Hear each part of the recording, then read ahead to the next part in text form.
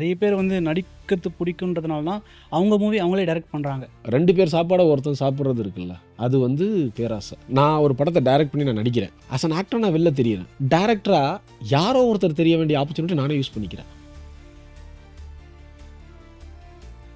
இப்போ நான் வந்து சங்கர் சார்கிட்ட இல்லை பாலா சார்கிட்ட நான் யார்கிட்ட போயிட்டு பேசினாலும் நீ ஏன்டா இப்படி பேசணும் அவங்க கேட்க மாட்டாங்க. அவங்கள பொறுத்த வரைக்கும் அவனுக்கு தோணுது அவன் பேசுகிறான், முடிஞ்சிச்சு. அந்த லொக்கேஷன் உங்களுக்கு ஒன்று கொடுக்கும் பாருங்க, அது அவ்வளோ சூப்பராக இருக்கும். டெய்லி நான் வெத்து பேப்பராக போவேன். ஈவினிங் முடியும் போது ட்ராப் பண்ண ஒரு டிசைன் பண்ண ஒரு கேரக்டராக ஒவ்வொரு நாளும் எனக்கு அது நல்லா இருக்கும். சி ஜோசப் விஜய் எனும் நான் கடைசியில் எங்கே வந்துட்டீங்க ஐயோ பார்த்தீங்களா? இருங்க, பிடிச்சவங்கள தானே சொல்ல முடியும். இப்போ டிவிக்கு இல்லை நீங்கள் நான் அதை பற்றி நீங்கள் சொல்லும்போது எனக்கு ஒரு கூஸ் பம்ப்ஸ் ஆகுது.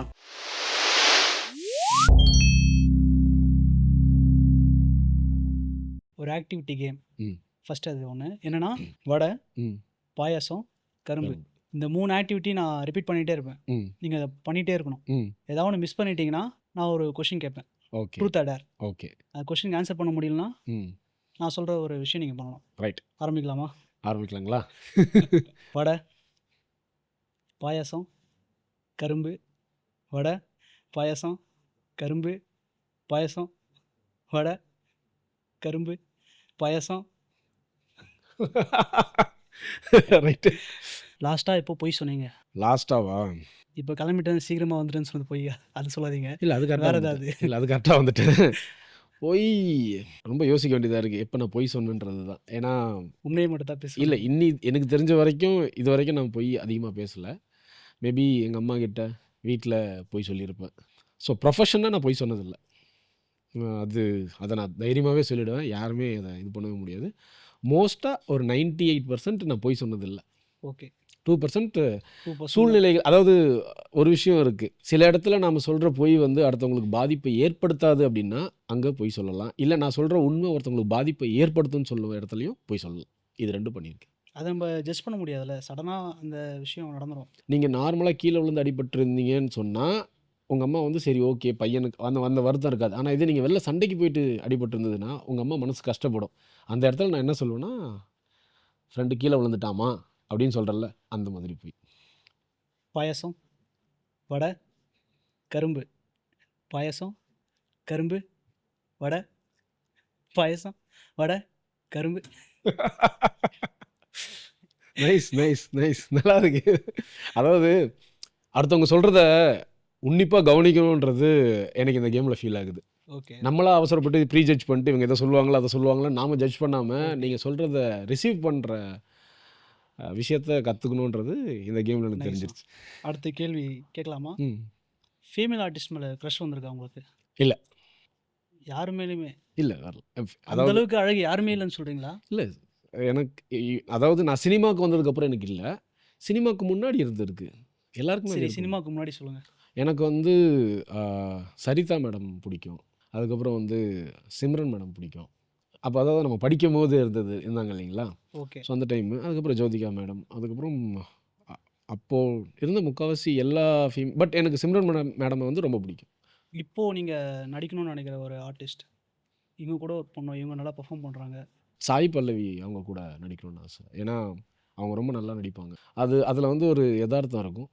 அதுக்கப்புறம் கொடி படத்தில் பார்த்ததுக்கப்புறம் அனுபமா பரமேஸ்வர் அவங்க கூட நடிக்கணும்னு எனக்கு ஒரு ஏன்னா அந்த கேரக்டர் அவங்க ரொம்ப நல்லா பண்ணியிருப்பாங்க. ஸோ அந்த மாதிரி ஒரு கேரக்டர்ஸு கூட நடிக்கிறது எனக்கு பிடிச்சிருக்கு.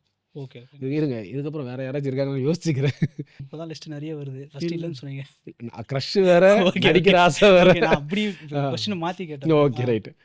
அதுக்கப்புறம் அவ்வளோ எனக்கு இப்போ ஞாபகம் இருக்குது. அனுப்பமா, சாய் பல்லவி. ஆமாம், சாய் பல்லவி. அவங்க 2 பேருமே நல்ல ஆக்ட்ரஸ்.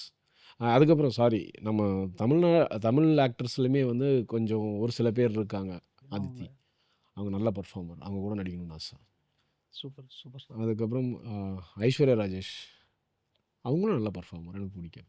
ஸோ அந்த மாதிரி ஆக்சுவலி இப்போ நியூ கமர்ஸ் நிறைய பேர் நல்லா நடிக்கிறாங்க. மேபி என்னால் அதை ஜட்ஜ் பண்ண முடியலன்னு நினைக்கிறேன். ஓகே, உங்களுடைய விருப்பங்கள் நடைபெறும்னு நாங்களும் ஆசைப்படுறோம். சினிமாவில் என்ன வேணால் நடக்கலாம். சேம் கேம் தான். பிளேட் எடுத்து வச்சுக்கிறேன். இந்த டைமாவது வின் பண்ணிக்கலாம்னு பார்ப்போம். ஜஸ்ட் எனக்கு ஒரு 1 மினிட் ஹோல்ட் பண்ணிங்கன்னா ஓகே. அது ஒரு 30 செகண்டாக குறைச்சிக்க முடியாதா? இல்லை பிரதர், சரி கேம் வந்து எப்பவுமே ஓகே. பாயசம், வடை கரும்பு பாயாசம் வடை கரும்பு பாயாசம் வடை கரும்பு கரும்பு வடை வடை பாயாசம் வரும்பு வடை. நீங்க தெரியுங்க, நீங்க கரும்புல வரும்பு சொல்லிட்டீங்க. Okay okay. நீங்க கஷ்டப்படுறத பார்த்தா எனக்கு கஷ்டமாயிடுச்சு. இல்ல நான் உங்க லிப்பை ரீட் பண்ணிக்கிட்டு இருக்கேன், நீங்க என்ன எடுத்து சொல்ல போறீங்கன்றது. சரி, இது நல்ல எக்ஸசைஸா இருக்கு, அதான் நான் சொன்னேன், நல்லா இருக்கு, எனக்கு இன்ட்ரெஸ்டிங்கா ஃபீல் ஆகுது. நீங்க பண்ண வேண்டியதா இருந்த ஒரு ப்ராஜெக்ட் ம் அது மிஸ் ஆகி இப்போ செம்ம ஆயிடுச்சு. அந்த மாதிரி ஏதாச்சும் இருக்கா? இல்ல, அப்படி இல்லவே இல்லை. நீங்க மிஸ் பண்ண ப்ராஜெக்ட் ரெடி? நான் எந்த ப்ராஜெக்ட்டுமே மிஸ் பண்ண, நல்ல ப்ராஜெக்ட் எதுவுமே நான் மிஸ் பண்ணதே கிடையாது, சரிங்களா. நான் மிஸ் பண்ண ப்ராஜெக்ட் எதுவும், நான் ஒரு சில ப்ராஜெக்ட் வேணான்னு சொல்லியிருக்கேன், அவங்க என்ன வேணான்னு சொல்லியிருக்காங்க. பட் அந்த ப்ராஜெக்ட் நான் முக்கால்வாசி எனக்கு ஸ்கிரிப்ட் செட் ஆகலைன்னு நான் வேணான்னு சொல்லிடுவேன். ஓகே. ஸோ அந்த மாதிரி ஒரு சில படங்கள் வந்திருக்கு, பட் அது பெருசாக வரல. ஆனால் நான் எந்த ஒரு நான் ஆக்சுவலாக பரோல் என்னுடைய 3வது படம். அந்த படம் கதை, ஒருவேளை நான் அந்த படத்தை என்னை டேரக்டர் கூப்பிடாமல் இருந்திருந்தாலோ, இல்லை நான் அந்த படத்தை வேணான்னு சொல்லியிருந்தாலோ, மேபி நான் ஃபீல் பண்ணியிருப்பேன். பட் இப்போ வரைக்கும் அது எனக்கு நடந்ததில்லை. நான் சூஸ் பண்ணது எல்லாமே எனக்கு பிடிச்சி, எல்லா படமுமே வந்து நல்ல படம்ன்ற பேர் வாங்கின படங்களாக நான் பண்ணியிருக்கேன். நான் எந்த படம் மிஸ் பண்ணதில்லை, எதுவுமே மிஸ் பண்ணதில்லை. எனக்கு வந்துச்சுன்னா நல்ல படம் வந்து நான் மிஸ் பண்ணவே மாட்டேன். நிறைய பேர் சொல்லுவாங்க இது நான் பண்ண வேண்டியது, அப்படிலாம் இல்லவே இல்லை, அப்படிலாம் இல்லை. இது ஒரு ஆப்பர்ச்சுனிட்டி என்கிட்ட வரவே இல்லை, என்னை சுற்றி சர்க்கிளில் வந்து பேசி அது அப்படியே முடிஞ்சிருச்சு. ஏன்னா எனக்கு சர்க்கிளே இல்லை, அதான் பிரச்சனை. Okay okay. எதுவாக இருந்தாலும் டைரெக்டாக என்கிட்ட தான். நான் வந்து இப்போ நிறைய இருக்காங்க, என்னென்னா என்னையே நிறைய பேர் கேட்டிருக்காங்க, நீ ஏன் வந்து டைரெக்டாக எல்லாரோடைய கான்டாக்டில் இருக்க, உங்ககிட்ட கதை சொல்லணுன்னா ஃபஸ்ட்டு உன்னை சுற்றி இருக்கவங்ககிட்ட சொல்லி அவங்க செலக்ட் பண்ணி உனக்கு கொடுத்தா நல்லாயிருக்கும். நான் சொல்லுவேன், நடிக்க போகிறது நான், சூஸ் பண்ண வேண்டியது நான். கரெக்டு. நீங்கள் யாரும், ஏன்னா கேட்குறவங்களுடைய மைண்ட் செட் எப்படி இருக்குன்னு எனக்கு தெரியாது. பட் என்னால் தான் அதை ஜட்ஜ் பண்ண முடியும், ஏன்னா நான் நடிக்க போகிற படம். இன்னொரு விஷயம் என்னென்னா, அது சக்ஸஸோ ஃபெயிலியரோ இட்ஸ் மை ரெஸ்பான்சிபிலிட்டி. அப்படின்னும் போது நான் தான் அதை ஸ்டார்டிங்லேருந்து என்னுடைய வியூவில் இருக்கணுமே தாண்டி, அடுத்தவங்க வந்து செலக்ட் பண்ணி கொடுக்குறது கரெக்டாக இருக்குன்னு நான் சொல்ல முடியும். நாளை பின்ன வந்துட்டு நீ செலக்ட் பண்ணி கொடுத்த ஃபெயிலியர் ஆச்சு அப்படின்னு சொல்லக்கூடாது. ஸோ இதுதான் என்னுடைய இல்லை தாட். அவங்க செலக்ட் பண்ணுறதுல இப்போ வந்து என்னென்னா ஒரு பேச்சுவார்த்தைகள் போகும், இந்த படத்தில் இவங்க இருந்தால், இந்த படத்தில் இவங்க பண்ணியிருந்தா, அந்த மாதிரி உங்கள் சர்க்கிளில் ஏதாவது ஒரு பேச்சுவார்த்தை வந்து நீங்கள் அதில் செலக்ட் ஆகாமல் வேற ஒரு மூலிமா உங்கள் ஃப்ரெண்டு மூலிமா தெரிய வந்து அது மாதிரி ஏதாவது ஒன்று நடந்திருக்கா? இல்லை பிரதர், அப்படி எனக்கு ஆனதில்லை. ஏன்னா இது வரைக்கும் எனக்கு வந்த ப்ராஜெக்டை நான் கரெக்டாக சூஸ் பண்ணியிருக்கேன். ஓகே. எனக்கு நடந்ததில்லை. அது மேபி இதுக்கப்புறம் ஃப்யூச்சரில் நடக்கலாம். ஆனால் நான் முடிஞ்ச அளவுக்கு சர்க்கிள் வச்சுக்க மாட்டேன், தனியாக டீல் பண்ணுறது தான் பெட்டர். ஏன்னா சினிமா கூட இல்லாமல் எல்லா விஷயத்துலையுமே ஆமாம், டெசிஷன் மேக்கர் நாமளாக இருக்கணும். எப்பவுமே வந்து எனக்கு எங்கள் அப்பா எங்கள் சாரெல்லாம் சொன்னது ஒன்று தான், ஐடியாஸ் ஆப்ஷன்ஸ் யார் வேணால் கொடுக்கலாம், அதை சூஸ் பண்ணுற டெசிஷன் மேக்கராக நம்ம தான் இருக்கணும். ஏன்னா அதோடைய ஃப்ளாஸோ இல்லைனா ப்ரோஸ் அண்ட் கான்ஸ் எதுவாக இருந்தாலும் பாசிட்டிவ் நெகட்டிவ் நம்ம ஷோல்டரில் தான் நம்ம தூக்கணும் அப்படின்றது எனக்கு சொல்லி கொடுத்துருக்காங்க. அதை நான் இப்போ வரைக்கும் ஃபாலோ பண்ணியிருக்கேன். இந்த வாட்டியாவது நீங்கள் வின் பண்ணணும் கேமு. ட்ரை பண்ணுறேன். ரைட். வடை பாயாசம் கரும்பு ஃபோன். ஓகே. ஃபோன் வடை பாயாசம் கரும்பு ஃபோன் வடை பாயாசம் கரும்பு கரும்பு ஃபோன் பாயாசம் வடை. Okay right. கேளுங்க நிறைய கேள்வி வச்சுருந்தீங்கன்னா எனக்கு ஒன்றும் பிரச்சனை இல்லை. மூவி டைரக்ட் பண்ண இன்ட்ரெஸ்ட் இருக்கா உங்களுக்கு? இல்லை பிரதர், நோ வே. நான் சினிமாக்குள்ளே வரும்போதே நான் ஆக்டிங் தான் டிசைட் பண்ணேன். பிகாஸ் எனக்கு நடிக்கிறதுக்கு பிடிக்குன்றதுக்காக தான் நான் வந்தேன். ஏன்னா எனக்கு டைரக்ஷன் நிறைய பேர் வந்து நடிக்கிறது பிடிக்குன்றதுனால தான் அவங்க மூவி அவங்களே டைரக்ட் பண்ணுறாங்க. அப்படி அவசியம் இல்லையா? அவசியம் இல்லை, பட் அவங்களே பண்ணிக்கிறாங்க. எனக்கு இந்த மாதிரி இருந்தால், என் கதை இப்படி இருந்தால் எனக்கு ஓகே, ஸோ நான் என்ன இப்படி அழகாக நான் காட்டிக்கிறதுல எனக்கு பிடிச்சிருக்கு, என்னோட ஆக்டிங்கை வெளிப்படுத்துறதுக்கு இது ஒரு வாய்ப்பாக பார்க்குறேன் அப்படின்ட்டு அவங்க படத்தை அவங்க அப்படி டைரக்ட் பண்ணிக்கிறாங்க. உங்களுக்கு அது மாதிரி ஒரு ஃபியூச்சரில் ஏதாவது ஒரு ஆசை இருக்கு? இல்லை பிரதர், 100% நான் எந்த சூழ்நிலையும் டைரக்ஷன் பண்ண மாட்டேன். ஏன் அப்படின்னா ஆப்பர்ச்சுனிட்டி வந்திருக்கா நீங்கள் பண்ணுறது? நான் அந்த பக்கமே ஆப்ஷனே டோரே ஓப்பன் பண்ணலையே. ஏன் அப்படின்னா எனக்கு ஒரே ஒரு தாட் தான் பிரதர், நான் ஒரு படத்தை டைரக்ட் பண்ணி நான் நடிக்கிறேன், ஓகேவா? ஆஸ் அன் ஆக்டர் நான் வெளில தெரியுறேன். டேரக்டராக யாரோ ஒருத்தர் தெரிய வேண்டிய ஆப்பர்ச்சுனிட்டி நானே யூஸ் பண்ணிக்கிறேன். ஸோ எனக்கு அது வேணாம். என்னை பொறுத்த வரைக்கும் டைரக்ஷன் தான் லைஃப், டைரக்ஷன் தான் வாழ்க்கை அப்படின்னு எவ்வளோ பேர் இருக்காங்கல்ல, let them take that point. 2 பேர் சாப்பாடை ஒருத்தன் சாப்பிட்றது இருக்குல்ல, அது வந்து பேராசை. ஏன்னா இங்கே நீங்கள் எவ்வளோ தான் பேர் சம்பாரிச்சாலும், நீங்கள் என்ன தான் பண்ணாலும், நீங்கள் வந்து கார்த்திக் ஆக்டராக பார்க்குறீங்களா என்னன்னு எனக்கு தெரியாது. என்னை பொறுத்த வரைக்கும் நான் ஒரு கலைஞன், அவ்வளோதான். ஏன்னா ஒரு சொல்லுவாங்க என்னென்னா, நான் எதுவுமே டிசைட் பண்ணலை, என்னோட விஷயம் எனக்கு தெரியல, நான் அப்படியே வந்து கோ வித் ஃப்ளோவில் ஆக்டிங்கோ டைரக்ஷனோ சிங்கிங்கோ. ஸோ இந்த மாதிரி ஒன்று எனக்கு என்ன வருதோ அது அதுவாகவே நடக்கட்டும். அந்த மாதிரி அவங்க ஒரு சில ஆர்டிஸ்ட் இருக்காங்க. ஸோ அந்த மாதிரி நீங்கள் இல்லை பிரதர், நான் அந்த எனக்கு அளவுக்கு ஆக்டிங் தான். நான் அந்த அளவுக்கு நான் மல்டி direct- டேலண்டட் கிடையாது. நான் வந்து எப்பவுமே வந்து சிங்கிள் பாயிண்ட் ஆஃப் இதுதான். நான் சினிமாக்குள்ளே ஏன் வந்தேன், எதுக்கு வந்தேன் அப்படின்னு பார்த்தீங்கன்னா, ஆஹ், எனக்கு ஒரு ஆசை தான். நான் சாகிறதுக்குள்ளே அட்லீஸ்ட் ஒரு வயசான கேரக்டர்லையாச்சு நடிச்சிடணும் அப்படின்றது என்னுடைய ஆசையாக இருந்துச்சு. அதுக்காக சினிமாவுக்குள்ளே வந்தவன் தான். ஸோ சினிமா எனக்கு அந்த வாய்ப்பை கொடுத்துச்சுன்னும் போது, ஸோ நான் எப்பவுமே என்னுடைய ஸ்டாண்டில் சாகிறதுக்குள்ள வயசான கேரக்டரில் ஒரு நடிக்கணும். சீனாச்சும் நடிச்சிடணுன்ட்டு தான் நான் சினிமாக்குள்ளேயே வந்தேன். நான் ஐடியில் ஒர்க் ஓகே, பண்ணிட்டு இருக்கும்போது. நடிச்சிட்டீங்க. ம். வயசான கேரக்டர் உங்களுக்கு ஆப்பர்ச்சுனிட்டி வந்துருச்சு. ம். நீங்கள் நடிச்சிட்டீங்க. ம். அதுக்கப்புறம் என்ன பிளான்? அதான் இன்னும் நிறைய நடிக்கணும், நிறைய நல்ல படம் நடிக்கணும், நிறைய படம் நடிக்கணும், நிறைய படம். அதாவது வயசான கேரக்டர் நடிச்சிட்டீங்க. ம். அதுக்கப்புறம் அந்த வயசான கேரக்டரில் கோத்ரூ பண்ணுறதா எப்படின்னு கேட்குறேன் நான். அதுதான். இது நான் உள்ளே வரும்போது கேட்குறீங்களா? நான் உள்ளே வயசான வரும்போது அந்த ஐடியாவில் இருந்தேன். ஓகே. நான் வந்து ஒரு சின்ன சைடு ரோல் நடிக்கலான்னு வந்தவன் தான் நான். பட் நான் 6 படம் ஹீரோவாக நடித்ததுக்கு ரீசன் வந்து நான் என் ஸ்டாண்டில் நின்று தான். என் கூட நிறைய பேர் ட்ரை பண்ணாங்க சினிமாவில். நாங்களாம் அவ்வளோ ஃப்ரெண்ட்ஸு. பட் இன்னொரு விஷயம், நான் சீரியல் நடிக்க மாட்டேன். Okay. நான் வந்து ஷார்ட் ஃபிலிம்ஸ் நடிப்பேன். ஓகேங்களா? நான் வந்து இந்த யூடியூப் கண்டென்ட்ஸ் நடிக்க மாட்டேன். ஏன்னா நான் சினிமாக்குள்ளே வந்து நான் 70mm ஸ்க்ரீனில் என்ன பார்க்கணுன்னு வந்தவன். ஸோ அதுதான் என்னுடைய டார்கெட். ஸோ நான் ரொம்ப ஸ்பெசிஃபிக்காக, நான் ரொம்ப ரொம்ப ரொம்ப ரொம்ப சூஸியாக ஸ்பெசிஃபிக்காக ஒரு டெசிஷன் எடுத்தேன்னா அதில் நான் ஜெயிக்கிறனோ இல்லையோ நான் அதில் தான் கடைசி வரைக்கும் இருப்பேன்றது ஒரு அடமெண்ட் திமிர்னு கூட சொல்லலாம். இல்லை நல்ல ஒரே விஷயத்தில் ஏன்னா நம்ம இப்போ யோசிக்கிறது நம்மளுக்கு ஒரு சக்ஸஸை கொடுக்கும். இப்போ பூதகண்ணாடி இருக்குல்ல, அதை வச்சே நீங்கள் வந்து ஒரு பேப்பரை கொளுத்தலாம். அது எப்போ அப்படின்னா, ஒரு பாயிண்டில் நீங்கள் ரொம்ப அக்யூரேட்டாக வித்ஸ்டாண்ட் பண்ணால் மட்டும்தான் நீங்கள் அதை கொளுத்த முடியும். ஸோ அப்படி தான் நம்மளுடைய ஐடியாலஜியும் இருக்கணும், அப்படி தான் நம்மளுடைய தாட்டும் இருக்கணும், அப்படி தான் உங்களுடைய கோலும் இருக்கணும் அப்படின்றது என்னுடைய நான் என் லைஃப்பில் கற்றுக்கிட்ட ஒரு விஷயம். எக்ஸ்பீரியன்ஸில் நீங்கள் கற்றுக்கிட்டது. ஆமாம், ஏன்னா எனக்கு நான் வந்து நிறைய பேர் பேசுகிறத ரொம்ப இப்போ கவனிப்பேன். இவங்கெல்லாம் இப்போது கமல் சாராக இருக்கட்டும், ஒரு சில ஆர்டிஸ்ட்லாம் வந்து அவங்க நிறைய வேலைகளை அவங்களே எடுத்து பார்த்துக்கிறாங்க. அதை எப்படி பார்க்குறீங்க? அது நல்ல விஷயம்தான் பிரதர். அவங்க அவங்களுக்கு அந்த அளவுக்கு அவ்வளோ டேலண்ட் இருக்குது பிரதர். அவ்வளோ மைண்ட் அவங்களுக்கு அவ்வளோ பெருசாக இருக்குது. எனக்கு அவ்வளோ பெரிய மூளைலாம் கிடையாது. நான் ரொம்ப இவ்வளோதான், இதுதான் ஸ்லிங் ஷாட் அப்படின்றது தான். இங்கே நிறைய பேர் இருக்காங்க. நிறைய பேருக்கு வந்து அது வந்து அவங்களுடைய ஓன் இன்ட்ரெஸ்ட்டில் ஒன்று வருது இல்லை. எனக்கு என்னென்னா, நான் நடிப்புலேயே நிறைய பண்ண வேண்டியது இருக்குது. ஓகே. ஆனால் நான் பண்ணுற படத்தில் வந்து நான் ரொம்ப இன்வால்வ்டாக இருப்பேன். என் படத்தில் நாளைக்கு என்ன சீன் ஷூட் பண்ண போகிறாங்கன்றது எனக்கு தெரியும். டேரக்டர் சொல்லிவிடுவாங்க முன்னாடி. இல்லை, நான் இப்போ எந்த படத்துக்கு ஷூட் போகிறேனோ அந்த படத்துக்கு ஒரு வாட்டி நான் ஒரு படத்தில் தான் நடிப்பேன், 2 படத்தில் நடிக்க மாட்டேன். ஓகேங்களா? ரெண்டாவது ஒரு டைமில் ஒரு படத்தில் தான் நடிப்பேன். ஏன்னா நான் அந்த கேரக்டருக்கு நான் ஜஸ்டிஃபிகேஷன் பண்ணணும்னு நினைக்கிறேன். ரெண்டாவது விஷயம், என் ஷூட் அப்போ நான் என் காரில் இப்போ எப்பவுமே காஸ்டியூம் 1+1 வாங்குவாங்க. நான் ஒரு செட்டு என் காரில் வச்சுப்பேன்.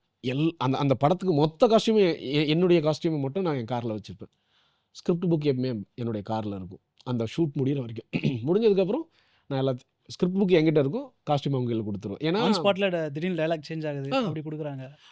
நான் கேரக்டர் கேரி பண்ணுறதுக்கு தான் அதெல்லாம் இது பண்ணுறேனே தாண்டி ஆன் ஸ்பாட்டில் நிறைய இன்னொரு விஷயம் என்னென்னா, ஒரு நல்ல ஆக்டருக்கு வந்து அவனுடைய டேலண்ட் 50% தான், பேலன்ஸ் 50% ஆன் ஸ்பாட்டு.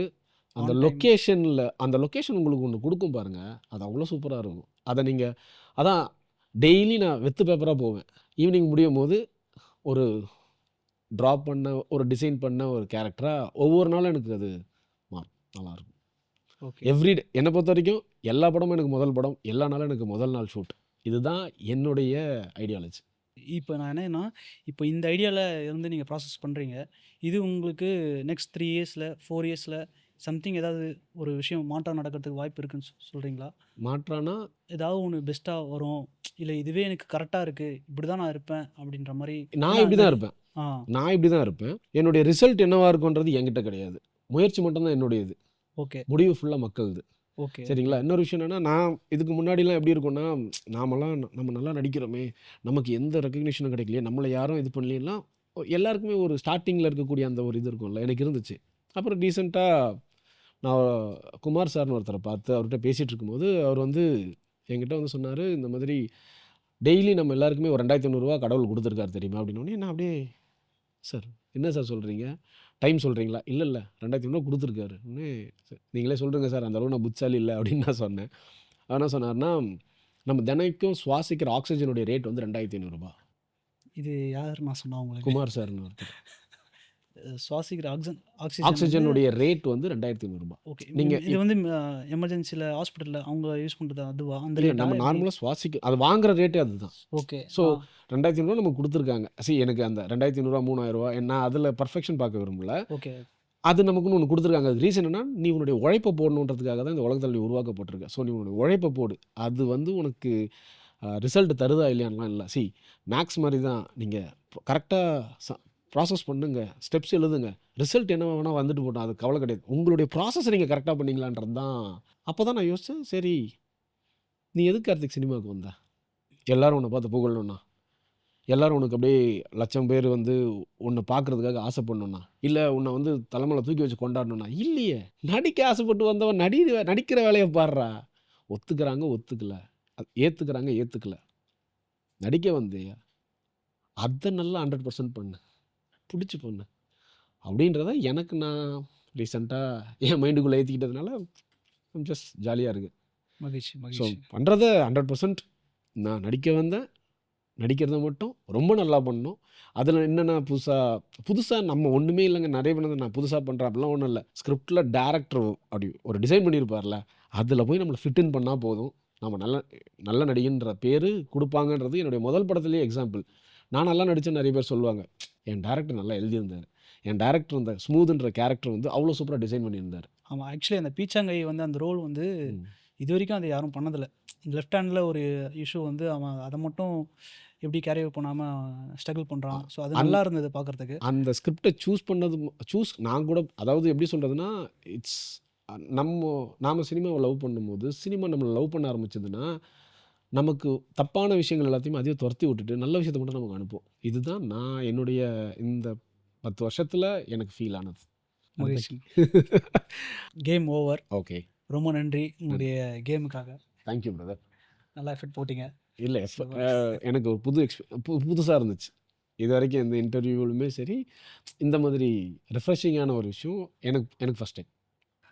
இங்கே எங்களுக்கே புதுசு தான்.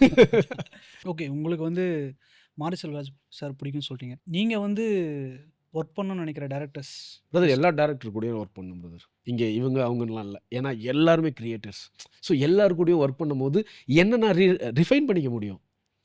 இப்போ நான் மாரி செல்வராஜ் கூட நடிக்கும்போது அதில் ஒரு ரிஃபைனிங் இருக்கும். சங்கர் சார் கூட நடிக்கும்போது அதில் ஒரு ரிஃபைனிங் இருக்கும். உங்கள் ஃப்ரெண்ட்ஸ் இது மாதிரி சொல்லியிருக்கலாம், நீ நிறைய பேர் கூட ஒர்க் பண்ணணும்னு நினைக்கிறேன், ஆனால் இது மாதிரி பேசினா எப்படி அது ஒர்க் அவுட் ஆகும்? இல்லை, கண்டிப்பாக நான் இப்பயும் சொல்கிறேன், பார்க்குறவங்களுக்கு மற்றவங்களுக்கு தான் இதுவாக இருக்கும். எனக்கு தெரிஞ்சு ஒருவேளை மாரி செல்வராஜ் பிரதர் அதை வந்து தப்பாக எடுத்திருந்தாருன்னா, அவரு என்னை ஈஸியாக காண்டாக்ட் பண்ணி நீங்கள் பேச தப்புன்னு சொல்லியிருந்துருக்கலாம். இங்கே ஒரே விஷயம் தான் பிரதர். நீங்கள் நல்லா நோட் பண்ணி பார்த்தீங்கன்னா, ஒரு சில பேர் வந்து இப்போ என்னை பற்றியே யாராவது தப்பாக பேசினா கூட நான் அதை அனலைஸ் பண்ணுவேன். தப்பாக இருந்துச்சு அப்படின்னா நான் அதை சரி பண்ணிக்குவோம். இதுதான் என்னை பொறுத்த வரைக்கும். ஒரு நல்ல கலைஞன் எப்பவுமே என்ன பண்ணுவாங்க அப்படின்னா, நான் இப்பயும் சொல்கிறேன், இப்போ நான் போயிட்டு நாளைக்கே மாரி செல்வராஜ் பார்த்தேன் அப்படின்னா அவர் இதை பற்றி பேசவே மாட்டார். இதுதான் ஒரு ப்ராப்பரான ஒரு அண்டர்ஸ்டாண்டிங். சினிமா ப்ரொஃபஷன் வேறு, பர்சனல் வேறு. நான் இன்னி வரைக்கும் அவரை பர்சனலாக பேசினதே கிடையாது. பர்சனலாக ஒருத்தர் நம்ம பேசினா தான் பிரச்சனை. ப்ரொஃபஷனலாக பேசுறதுன்றது இப்போ சிம்பிளாக சொல்கிறேமே, இப்போ உங்களுக்கு டிவிக்கே பிடிக்கும். கடைசியில் எங்கே வந்துட்டீங்க? இருங்க, பிடிச்சவங்கள தானே சொல்ல முடியும். இப்போ டிவிக்கு இல்லை நீங்கள் நான் அதை பற்றி நீங்கள் சொல்லும்போது எனக்கு ஒரு கூஸ் பம்ப்ஸ் ஆகுது. ஓகே, இல்லை அது வருது. அதை பற்றி நீங்கள் ஒன்று பேசும்போது அது இன்னும் எனக்கு வருது. இல்லை நீங்கள் வந்து இல்லை, நான் பாசிட்டிவாக தான் சொல்ல போகிறேன். இப்போ உங்களுக்கு டிவிக்கு சொன்னால் எல்லாருக்கும் நல்லது. இல்லை, நான் பாசிட்டிவாக தான் சொல்ல போகிறேன். இப்போ உங்களுக்கு டிவிக்கே பிடிக்கும், ஓகேவா? நான் வந்து ஒரு நியூட்ரலான ஒரு இது. ஓகே, இப்போ என்னன்னா, இப்போ நான் ஒரு விஷயத்த சொல்லும் போது, இப்போ நமக்குள்ள ஆர்குமெண்ட் முடிஞ்சதுக்கப்புறம் நம்ம இப்படி வெளில போகும்போது இது இதோட முடிஞ்சிருச்சு. இங்கேருந்து போன உடனே அது இருக்குல்ல, அதுதான் நமக்குள்ளே வேணும். ஏன்னா ஆனால் இங்கே நிறைய பேர் எப்படின்னா, இப்போ டிவிக்கு நீ ஓட்டு போடலையா, டிவிக்கு பற்றி எதிர்த்து பேசுறியா, அவங்கள எதிரியாக பார்க்குறாங்க. இட்ஸ் லைக் அவங்கள கொஞ்சம் வேறு மாதிரி டியூன் பண்ணுறாங்க. இப்போ நீங்கள் மெச்சூராக இருக்கீங்க, நீங்கள் அதை புரிஞ்சுக்கிட்டீங்க. இப்போ நமக்குள்ளே இதுதான் நான் சொல்ல வரேன். நமக்குள்ளே என்ன தெரியுமா, 1000 கருத்து வேறுபாடு இருந்தாலும் நாளைக்கு இப்போ எங்கள் வீட்டில் வந்து நான் வந்து ஒருத்தர் சப்போர்ட்டாக இருக்கேன், எங்கள் அப்பா வேற ஒருத்தர் சப்போர்ட்டாக இருக்காரு. ஆனால் என்ன இருந்தாலும் அவர் எனக்கு அப்பா தான். ஸோ அந்த மாதிரி இல்லை நான் அதை தான் சொல்ல வரேன். இப்போ நான் சினிமாவில் இவங்க வந்து இப்போ நான் வந்து மாரி செல்வராஜ் சார்கிட்டயோ, ரஞ்சித் அண்ணன்கிட்டயோ, இப்போ நான் வந்து சங்கர் சார்கிட்ட இல்லை பாலா சார்கிட்ட நான் யார்கிட்ட போயிட்டு பேசினாலும், நீ ஏன்டா இப்படி பேசணும் அவங்க கேட்க மாட்டாங்க. அவங்கள பொறுத்த வரைக்கும் அவனுக்கு தோணுது அவன் பேசுகிறான், முடிஞ்சிச்சு. ஆனால் இந்த கீழே இந்த கமெண்ட் பண்ணுறாங்கல்ல, அவங்க தான் வந்து இது ரொம்ப பெருசாக நினைக்கிறாங்க. இப்போ என்னையை பற்றியுமே நிறைய பேர் என்ன வேணா, இப்போ என்னையே வந்து நல்ல பண்ணது பார்த்தா என்ன பிரதர் எப்படி இருக்கீங்க, நல்லா இருக்கீங்களா? அதுக்கு ஒரு சிம்பிள் எக்ஸாம்பிள் சொல்லட்டுங்களா? சிம்பிள் எக்ஸாம்பிள், நார்மலாக வந்து விசிகேக்கும் பாமகக்கும் கான்ஃப்ளிக்ட் எப்பவுமே இருக்குது. ஆனால் நல்லகண்ண ஐயா இறப்புக்கு போகும்போது அன்புமணி அவர்களையும் திருமாவளவனும் பார்க்கும்போது ஒரு கெஸ்டர் இருந்துச்சுல்ல, அதுதான் தமிழ்நாடு. இந்த கெஸ்டர் தமிழ்நாட்டில் தான் இருக்கும், மற்ற ஸ்டேட்டில் இல்லை. இந்த கெஸ்டர் தான் தமிழ்நாடு, இதுதான் தமிழ்நாடு. அதை உடைக்க தான் பிஜேபி ட்ரை பண்ணுச்சு. ஸோ தமிழ்நாட்டில் நாம் இருக்கிறது ரொம்ப பெருமையாக இருக்குன்னு உலகத்திலேயே. நல்ல ஒரு விஷயம். நிறைய விஷயம் பேசினது, இந்த உரையாடல் ரொம்ப அழகாக போச்சு. ஸோ ரொம்ப சந்தோஷம். ரொம்ப தேங்க்ஸ் பிரதர். இன்னைக்கு உங்களை மீட் பண்ணது எனக்குமே உங்கள் டீம் மொத்தமாக மீட் பண்ணது ரொம்ப சந்தோஷமாக இருக்குது. மகிழ்ச்சி. நீங்கள் இன்னும் நிறைய படம் பண்ணணும், நிறைய டிஃப்ரெண்ட் கேரக்டர்ஸில் உங்களை பார்க்கணும். பீச்சாங்கை மாதிரி இன்னும் நிறைய டிஃப்ரெண்ட்டாக நீங்கள் பண்ணணும். ஸோ நீங்கள் எல்லாரும் ஆசைப்படுறோம். கண்டிப்பாக அது நடக்கும். நீங்களும் எல்லாருமே ஒரு ட்ரீமோடு தான் இந்த இண்டஸ்ட்ரிக்குள்ளே வந்திருக்கீங்க. கண்டிப்பாக. ஓகேவா? உங்களுடைய எல்லாருடைய ட்ரீமுமே வந்து நீங்கள் நினச்சதை விட பெருசாக அடையணுன்றது என்னுடைய மனசார வாழ்த்துக்கள். கண்டிப்பாக எங்களுடைய டிவிக்கு சப்போர்ட்டும் உங்களுக்கு இருக்கும். ஐயோ, கண்டிப்பாக அது உண்டு. எல்லாருக்குமே எல்லாமே நல்லது நடந்தால் எல்லாருக்குமே நல்லது, அவ்வளோதான். இங்கே என்ன நல்லது நடந்து குறை சொன்னால் தான் தப்பு. இந்த பாட்காஸ்ட்டை இவ்வளோ நேரம் பார்த்தவங்க, உங்களுக்கு பிடிச்சிருந்ததுன்னா இதை உங்களோட ஃப்ரெண்ட்ஸோடு ஷேர் பண்ணுங்கள். அதுக்கப்புறம் அஞ்சு மீடியாவை சப்போர்ட் பண்ணுங்கள். நன்றி.